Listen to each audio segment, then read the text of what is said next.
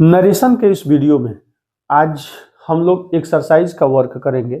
जैसे कुछ ऐसे एग्जाम्पल्स हैं, जब तक आप 2 4 5 की प्रैक्टिस नहीं करेंगे तब तक आपको न समझ में आएगा न मजा आएगा, दोनों कंडीशन के लिए।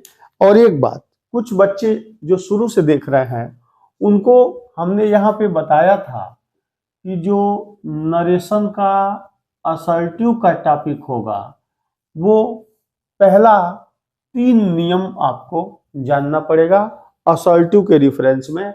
आगे भी ये कंटिन्यू होगा, लेकिन अगर असर्टिव में हम लोग इसे जान जाते हैं तो इंट्रोगेटिव में, इंपेरेटिव में, किसी रूप में आएगा आप जान जाएंगे, आपको बनाना आ जाएगा। रूल पहला हम लोग पढ़े थे कि डबल इन्वर्टेड कामा के बाहर का ये जो पोर्शन है जिसे आप रिपोर्टिंग वर्ब आर भी कहते हैं, अगर ये प्रेजेंट टेंस में या फ्यूचर टेंस में हुआ तो डबल इन्वर्टेड कामा के अंदर आने वाला जो रिपोर्टेड स्पीच है उसका टेंस नहीं बदलेगा, केवल बदलेगा प्रोनाउन। लेकिन इसके लिए आपको कुछ एग्जाम्पल्स सॉल्व करने होंगे।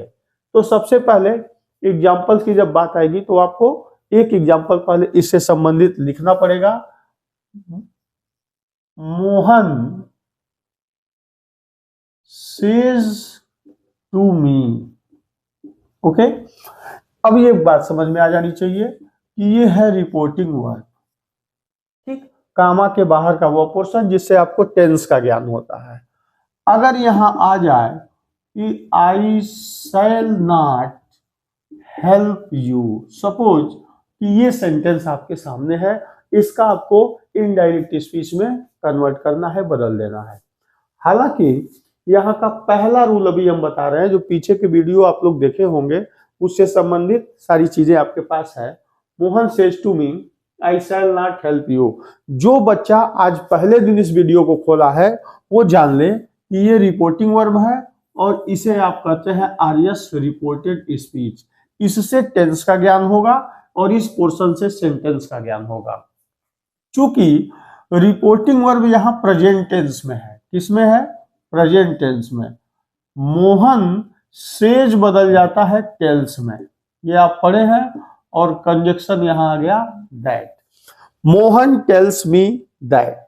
अब कह रहा है कि इसका टेंस नहीं बदलेगा, लेकिन प्रोनाउन हर कंडीशन में बदलता है। केवल एक जगह प्रोनाउन नहीं बदलता है, जब वी, अस और आवर का प्रयोग पूरे मानव सभ्यता के लिए, मानव जाति के लिए हुआ हो।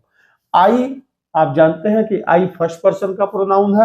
First person change according to subject, subjective form, objective form, possessive form.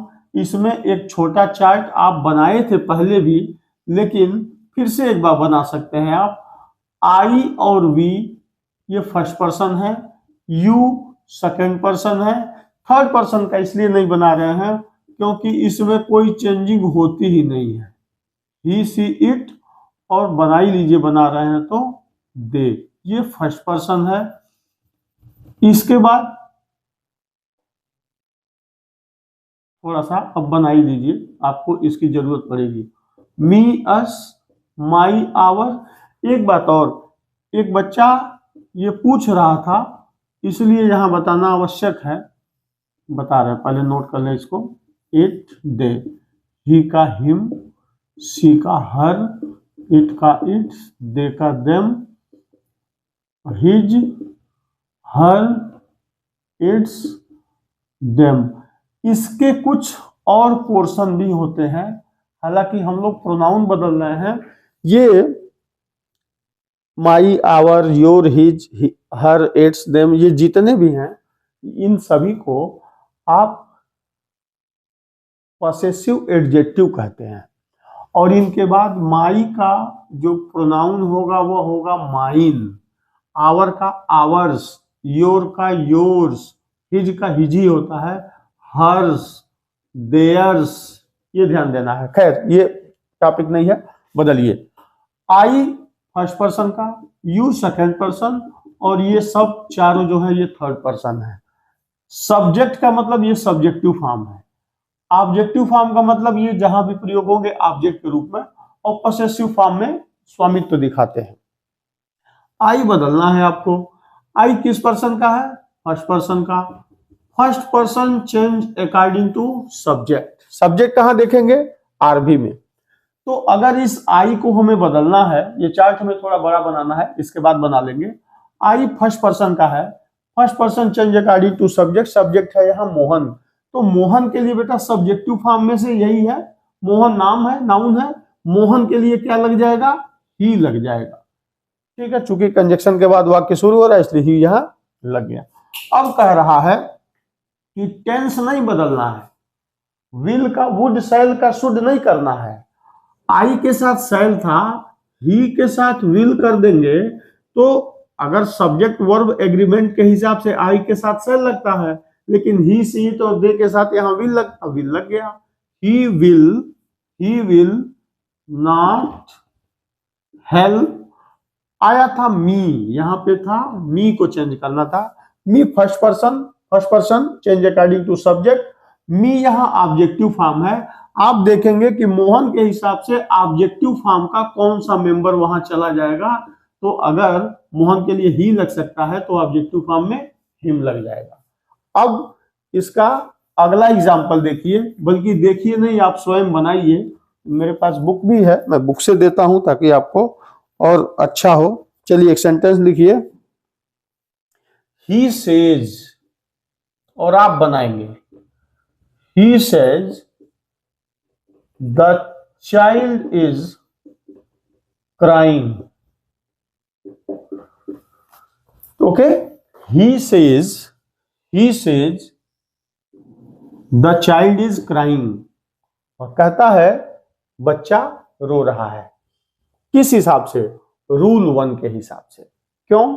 क्योंकि यदि रिपोर्टिंग वर्ब का टेंस प्रेजेंट आइडेंटिफाई हो गया, इसका मतलब कि रिपोर्टेड स्पीच में आने वाला टेंस नहीं बदलेगा। अगर ये प्रेजेंट कंटिन्यूअस में है तो इनडायरेक्ट स्पीच में भी ये प्रेजेंट कंटिन्यूअस में ही रहेगा। बस कुछ नहीं करना है आपको, ही सेज का सेज ही होगा। अगर सेज टू होता तब टेंस लगता है, लेकिन सेज है, ऑब्जेक्ट नहीं है, सेज का सेज कंजक्शन के रूप में प्रयोग हो जाएगा, दैट। अब लगा दीजिए आप, द चाइल्ड इज का इज ही होगा। क्यों? क्योंकि इसका टेंस प्रेजेंट है। अगर आरबी प्रेजेंट है तो आरएस के टेंस में परिवर्तन नहीं होगा। अब ये दो एग्जाम्पल आपकी मदद करेंगे। अब एक और एग्जाम्पल देखिए रूल नंबर 2 के हिसाब से। अभी हम एक एक एग्जाम्पल आपको दे लें, फिर हम लोग मिक्स करके सेंटेंस बनाएंगे। अब देखिए रूल 2 कहता है कि अगर प्रेजेंट या फ्यूचर है तो टेंस नहीं बदलता है, लेकिन यदि पास्ट में है, यदि आरबी पास्ट में है तो आरएस का टेंस बदल जाएगा, रिपोर्टेड स्पीच का टेंस बदल जाएगा। कैसे बदलता है? Present P1 P2 P3 P4 किस में बदलता है? पास्ट के 1 2 3 4 में रिस्पेक्टिवली क्रमशः बदल जाता है। इंडिफिनिट पास्ट के इंडिफिनिट में, प्रेजेंट कंटिन्यूअस पास्ट के कंटिन्यूअस में, present perfect past perfect continuous में, sorry present perfect past perfect में, present perfect continuous past perfect continuous में। और बिल्कुल यही कंडीशन है पास्ट P1 P3 P4 में, पास्ट इंडिफिनिट पास्ट परफेक्ट में, past continuous past perfect continuous में, विल का वुड, शैल का शुड, कैन का कुड और मे का माइट। अब देखिएगा इसी रूप में अगर आप चलें, फिर से एक बार देखने का प्रयास करें आप, ये टेंस है, टेंस से संबंधित था। अब देखिए इसका एग्जाम्पल, इसे मिटाते हैं, ये प्रेजेंट से संबंधित था। अब टेंस आपके पास होना चाहिए, उसका भी चार्ट और प्रोनाउन का भी चार्ट। चार्ट खोल के बैठिएगा, समझ में आएगा। अगर आ जाए कि Mohit said to Anil, Mohit said to Anil, you are not my good friend. अभी छोटे छोटे एग्जाम्पल को लिखिए। चलिए रिपोर्टिंग वर्ब और ये है आपका रिपोर्टेड स्पीच। ठीक, अब ये रूल नंबर 2, चूंकि सेड के मदद से आप जान जाएंगे कि इस सेंटेंस का जो टेंस है वो पास्ट इंडेफिनिट है, क्योंकि वर्ब अपने सेकंड फॉर्म में एक ही जगह आती है, वो है पास्ट इंडेफिनिट। अब सेड टू बदलता है टोल्ड में, ये भी आप लिखे थे पहले से। अब यहां सेड टू टोल्ड और ये पास्ट है, इट मींस कि the tense of reported speech is going to be changed into that following rule, that rule which has been given before, आपको पहले भी दे दिया गया है। अब यहां अनिल और conjunction that, to connect R V and RS we use conjunction that. You second person का प्रोनाउन है, फर्स्ट पर्सन का आई और वी है, सेकंड पर्सन का प्रोनाउन है यू। यू यहां सब्जेक्टिव फॉर्म में है, यहां पे भी देख सकते हैं वाक्य की शुरुआत हो रही है कर्ता की। Second form, second person change according to object. Object क्या है? अनिल, क्योंकि सब्जेक्ट हो या ऑब्जेक्ट, आप हमेशा रिपोर्टिंग वर्ब के सब्जेक्ट और ऑब्जेक्ट के अनुसार बदलेंगे।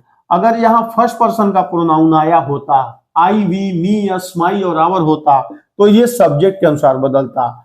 अगर यहां यू, योर आएगा, ऑब्जेक्ट के अनुसार बदल जाएगा। सीधी बात है। डबल इन्वर्टेड कामा के अंदर रिपोर्टेड स्पीच में आने वाला प्रोनाउन यदि फर्स्ट पर्सन का है तो आरबी के सब्जेक्ट के अनुसार बदलेगा, यदि सेकंड पर्सन आया ऑब्जेक्ट के अनुसार बदलेगा। You second person change according to object, object is Anil. अब सीधी बात है, इस यू को हटाना है और अनिल के लिए इसमें से सबसे उपयुक्त प्रोनाउन जब आप बात करेंगे तो क्या हो जाएगा? ही। क्यों? अगर यहां लड़की होता, अगर यहां लड़की होती, अनिल के जगह पे नेहा होती, कुछ और होता, तो ये सी हो जाता। ठीक। अब टेंस बदलना है, यू के साथ तो आर लगा था, टेंस बदलेगा, प्रेजेंट कंटीन्यूअस या सिंपल प्रेजेंट सिंपल पास्ट में बदलता है, तो ही के साथ यहां क्या आ जाएगा? वाज। He was not. अब देखिएगा यहां अच्छी चीज आपके सामने आई है, दिमाग लगाइएगा। माई यहां है, पर्सन कौन सा है? First person. First person change according to subject. Subject क्या है? मोहित। ये चीज कंफर्म है ना? माई पॉसेसिव फॉर्म है, ये अलग मैटर है, लेकिन हम पर्सन देखेंगे इस रूप में। किस पर्सन का है? फर्स्ट पर्सन का। First person change according to subject. Subject कहां देखेंगे? रिपोर्टिंग वर्ब में। यहां तक कोई कंफ्यूजन नहीं है। अब कुछ नहीं करना है, मोहित के हिसाब से अब इस कॉलम में हम आ जाएंगे, क्योंकि माई बदलना है पॉसेसिव फॉर्म, तो पॉसेसिव फॉर्म का कोई प्रोनाउन अगर हटेगा तो उसका स्थान पॉसेसिव फॉर्म का ही प्रोनाउन लेगा। इस माई को हटाएंगे और मोहित के हिसाब से हम इसमें देखेंगे कि कौन सा सबसे उपयुक्त वर्ड होगा, तो हिज फ्रेंड। अब ये भी समझ में आपके आ गया होगा। जिसे नहीं आया हो एक आध एग्जाम्पल और देखेगा, अच्छे से वो तैयार कर ले इसको। चार्ट आपके पास होना चाहिए, हालांकि मुझे पहले ही बड़ा लिख देना चाहिए था, लेकिन वो गलती हो गई। एक एग्जाम्पल इसमें से लिया जाए। चलिए, Manoj said to me, okay, you are happy. अभी हम केवल बदलना सीख रहे हैं, केवल प्रोनाउन और टेंस के सीक्वेंस को समझ लें, फिर सेंटेंस बड़ा होगा आपका। पास्ट हो गया, बदलेगा। मनोज सेड टू का टोल्ड मी दैट। एक बात और, अगर सेड रहता तो सेड का सेड ही लिख देते। सेड के बाद यदि टू आएगा तो ये पूरा संयुक्त रूप से टोल्ड में बदलेगा। Me, to connect RB and RS we use conjunction that.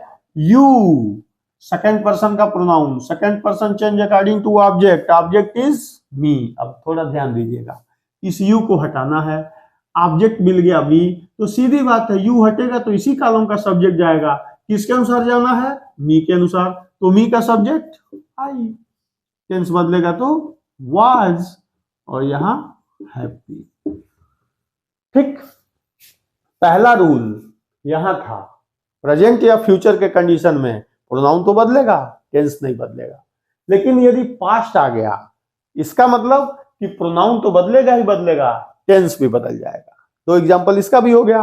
अब ध्यान दीजिएगा, तीसरा रूल जिसका वीडियो मैं कल शाम को अपलोड किया था, यह कहता है कि यदि रिपोर्टिंग वर्ब पास्ट टेंस में हो और एक्सेप्शन आ जाए, अपवाद आ जाए ढेर सारे, universal truth, habitual fact, historical event, proverb, we as our mankind के लिए प्रयोग हो जाए, रेसिप्रोकल सेंटेंस हो जाए जिसमें सत्यता हो, हैबिचुअल फंक्शन हो, कुछ ऐसा हो जिसमें कोई ऐसा दो क्लाज हो जो एक साथ घटे और सत्य हो, मस्ट का, आट का, शुड का, इन सभी का, कुड का, ये अगर आ जाए तो इसका टेंस नहीं बदलता। एग्जाम्पल जब तक आप नहीं देखेंगे तब तक क्लियर नहीं होगा या हम संतुष्ट होने वाले नहीं हैं। अगर कहा जाए कि माई टीचर सेड, क्या वी आर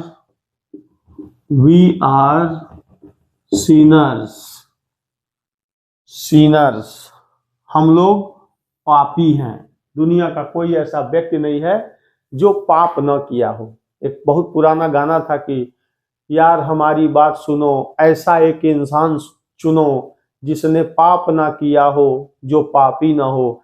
जाने अनजाने आप साइकिल से, बाइक से, पैदल जाते हैं, कभी छोटे जानवर, जीव, इंसेक्ट, चींटी, टिड्डा आपके पैरों से दब के मर जाता है, कोई न कोई पाप आपसे हुआ है। इसीलिए अब अगर इस वाक्य के यूनिवर्सलाइजेशन को देखा जाए तो पृथ्वी का कोई ऐसा व्यक्ति नहीं है जिसके हिस्से में पाप नहीं आया है। ये पास्ट में है, बावजूद इसके इसमें कुछ नहीं परिवर्तित होगा। अगर हम कहें कि माई टीचर सेड का तो सेड ही होगा, कंजक्शन दैट लगेगा। कल से ही मैं कह रहा हूं कि अगर वी का, अस का, आवर का प्रयोग पूरे मानव सभ्यता के लिए हो रहा है तो न टेंस बदलता है ना ही प्रोनाउन। तो यहाँ वी और इसका टेंस दोनों नहीं बदलेगा। वी आर सिनर्स, कुछ नहीं, ये पास्ट में था, बावजूद इसके इसमें यूनिवर्सलाइजेशन अपील थी, इसलिए इसके भी टेंस को हम लोग नहीं बदलेंगे। ये है रूल नंबर 3 के अकॉर्डिंग। अगला देखिए, बदलना चाहिए था पास्ट होने के नाते, लेकिन चूंकि यूनिवर्सल अपील थी इसलिए इसमें कोई परिवर्तन नहीं होगा। फिर एक एग्जांपल ले लीजिए, my teacher said, double inverted comma में, क्या, बुक से ले लीजिए,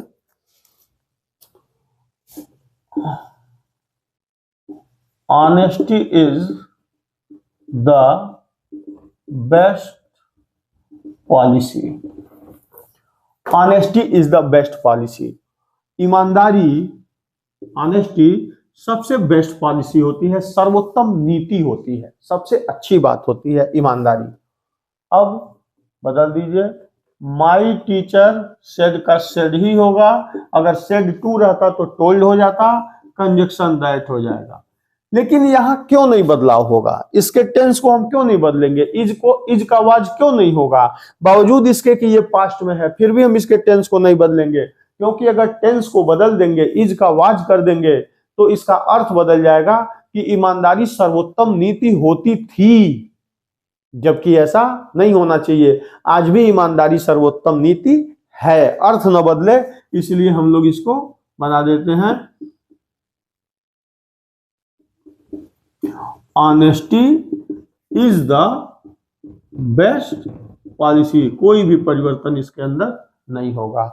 दो रूल आप लोग इससे पढ़े हैं, प्रेजेंट और फ्यूचर से, दो एक्सरसाइज, कि जब आरबी प्रेजेंट फ्यूचर में होगा तो केवल आरएस में आने वाला प्रोनाउन बदलेगा, टेंस नहीं बदलेगा।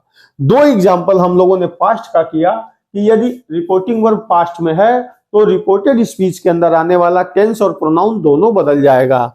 नियम नंबर 3 अभी हम लोग पढ़े कि भले ही ये पास्ट में हो लेकिन एक्सेप्शन आ जाए, जैसा कि यहां आया है, तो इसमें कोई परिवर्तन नहीं होगा। कोई परिवर्तन इन द सेंस टेंस का, अगर प्रोनाउन कहीं आता है तो वो बदल सकता है, लेकिन टेंस को हम बिल्कुल छोड़ेंगे। अब एक्सरसाइज आप करिए, हम एक आध एग्जांपल इसमें से जल्दी जल्दी देते हैं। चलिए, he said to me, double inverted comma में, यू आर अ फूल। चलिए बनाइए, जल्दी बनाइए, he said to me you are a fool. चलिए दिमाग लगाइए, इसमें क्या होगा, थोड़ा सा प्रयास करेंगे तो बन जाएगा। ठीक, समझ में आ गया होगा। रिपोर्टिंग वर्ब, रिपोर्टेड स्पीच, तीनों रूल यहाँ पे लिखा हुआ है। प्रेजेंट फ्यूचर है, देखा कि वर्ब की सेकंड फॉर्म है तो पास्ट है, कोई दिक्कत नहीं, पहला वाला नियम कट गया, यानी पहला ये नहीं है। अब दो कंडीशन है, पास्ट यहां भी है, पास्ट यहां भी है। दूसरे रूल के हिसाब से चलेंगे तो यहां परिवर्तन होगा, तीसरे रूल के हिसाब से चलेंगे एक्सेप्शन आना चाहिए। यू आर अ फूल, तू मूर्ख हो, मूर्खता एक्सेप्शन नहीं है, बदलेगा रूल 2 के हिसाब से। ही सेड का टोल्ड कंजक्शन दैट, यहां तक किसी को कोई असुविधा नहीं होनी चाहिए। अब कह रहा है यू किस पर्सन का है, second person, second person change according to object, object क्या है मी, इस यू को बदलना है सब्जेक्टिव मी के हिसाब से, तो मी का सब्जेक्ट आ जाएगा ना जी आई। अब चूंकि ये पास्ट है इसका टेंस बदलेगा, तो आई के साथ वाज, आई वाज अ फूल, ये तो बन गया होगा आपका सभी लोगों का मैक्सिमम। अगला एग्जांपल देखते हैं।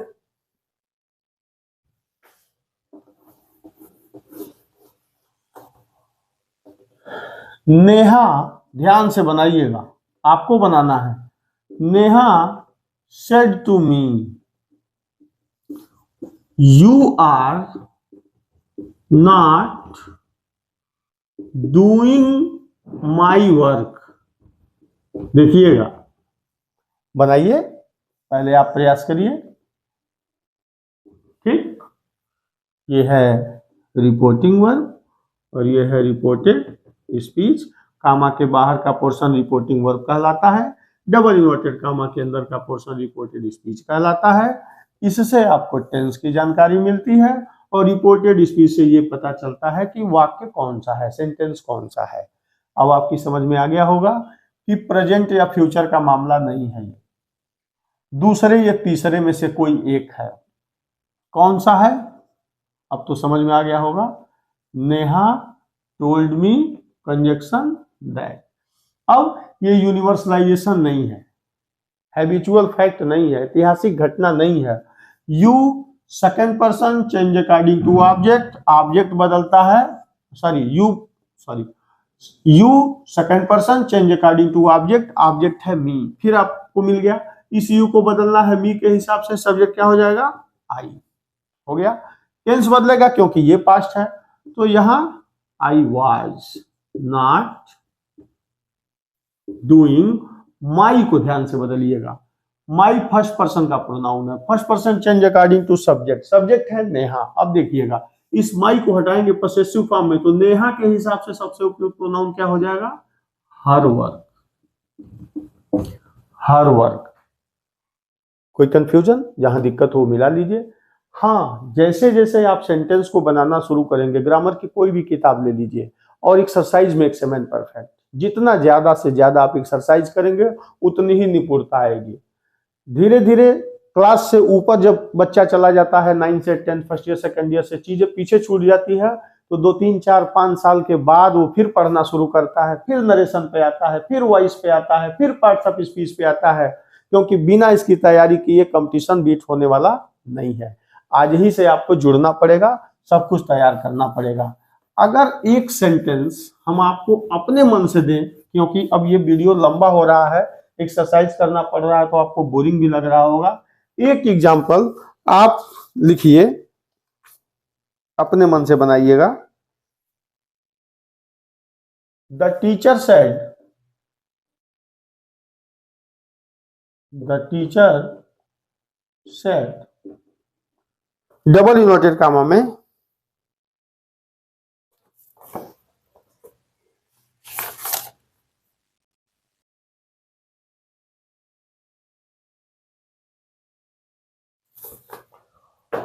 हाँ, God helps those who help themselves।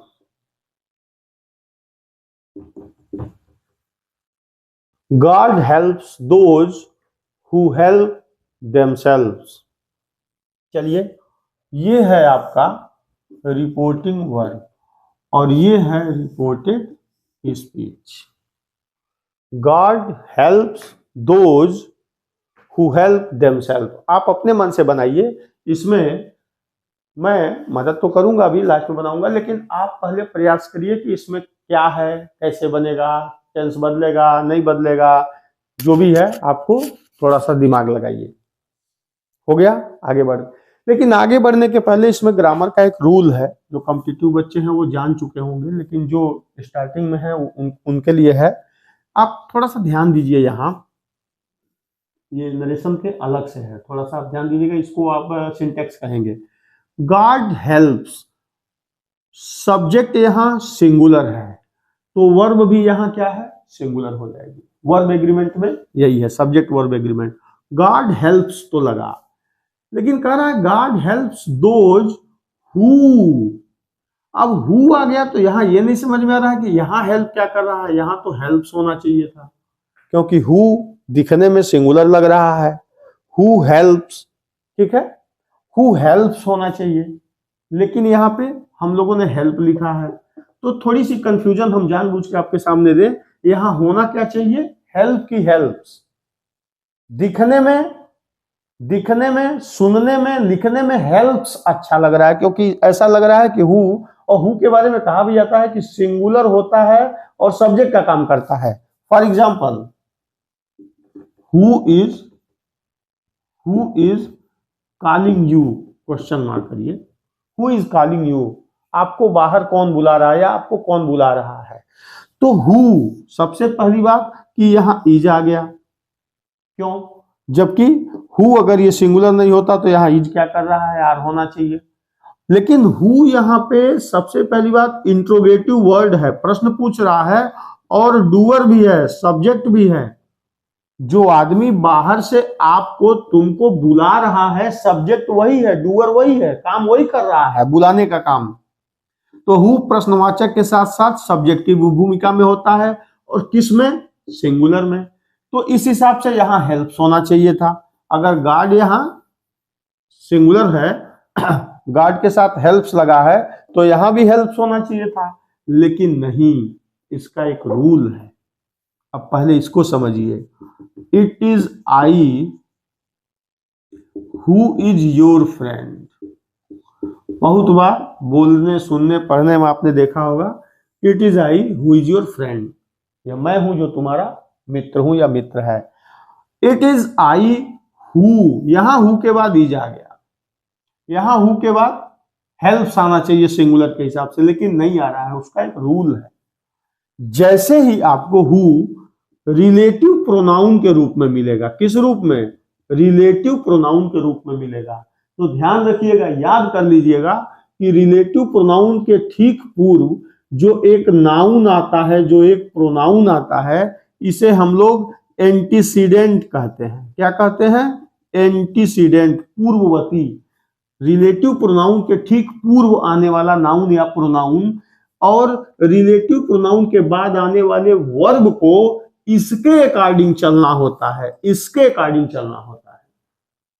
It is I who is नहीं, हु एम, क्योंकि अब जो वर्ब आएगी वो इसके अकॉर्डिंग आएगी।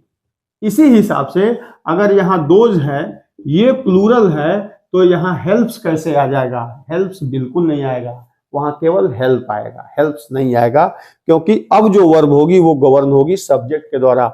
ये तो केवल रिलेट कर रहा है, असली वर्ब जो आएगी वो इसके हिसाब से आएगी, एंटीसीडेंट के हिसाब से आएगी। खैर, वो एक एग्जाम्पल आया है तो दिमाग में आ गया है उसको, अब आप बना भी लिए होंगे जो अच्छे बच्चे होंगे अब तक। माई टीचर सेड, या द टीचर सेड का सेड ही होगा, कंजक्शन दैट। भगवान उनकी मदद करते हैं जो अपनी मदद स्वयं करता है। भगवान के सामने हम लोग हाथ जोड़ते हैं, कुछ डिमांड करते हैं, लेकिन हम लोग कुछ करना नहीं चाहते। यहां कह रहा है कि भगवान केवल उनकी मदद करता है जो अपनी मदद स्वयं करना चाहते हैं, खुद आगे आते हैं, उनकी मदद भगवान करता है। जैसे कहा गया है कि एक बार भगवान श्री कृष्ण भोजन कर रहे थे और अचानक से उठ के महल से बाहर भागने लगे, इनके पीछे पीछे सारी रानियां, सारे लोग दौड़ने लगे। थोड़ी दूर जाने के बाद प्रभु रुक गए। लोगों ने पूछा कि प्रभु अचानक क्या हुआ, आप भागने लगे फिर रुक गए। वो कहे कि बाहर एक भिखारी था, छोटे बच्चे लोग उसे तंग कर रहे थे, वो भगवान भगवान प्रभु प्रभु करने लगा। लेकिन जैसे ही मुझे लगा कि अब वो भगवान के ऊपर भरोसा छोड़ के उसने स्वयं पत्थर उठा लिया कि मैं इसका जवाब दूंगा, तो भगवान वापस चले आए। व्यक्ति जब अपनी स्वयं मदद करने लगेगा तो उसे भगवान की आवश्यकता नहीं। यहाँ भगवान को प्रणाम करिए, उनसे आशीर्वाद लीजिए, कुछ नहीं करना है। द टीचर सेड दैट, पूरा का पूरा उतर जाएगा, ना टेंस बदलेगा ना कुछ भी, क्योंकि ये प्रोवर्ब भी है, कहावत है। इसको हम लोग इस यूनिवर्सल के रूप में, यूनिवर्सलाइजेशन के रूप में लेंगे, एक्सेप्शन के रूप में लेंगे, और इसका टेंस नहीं बदलेगा। आगे हालांकि ये एग्जाम्पल छोटे छोटे हैं, लेकिन अब बड़े प्लेटफॉर्म के लिए आप अपने आप को तैयार करिए। इसी से संबंधित अगला वीडियो जो इंट्रोगेटिव सेंटेंस से संबंधित होगा, हम लोग उस वीडियो के साथ मिलेंगे। बहुत बहुत धन्यवाद।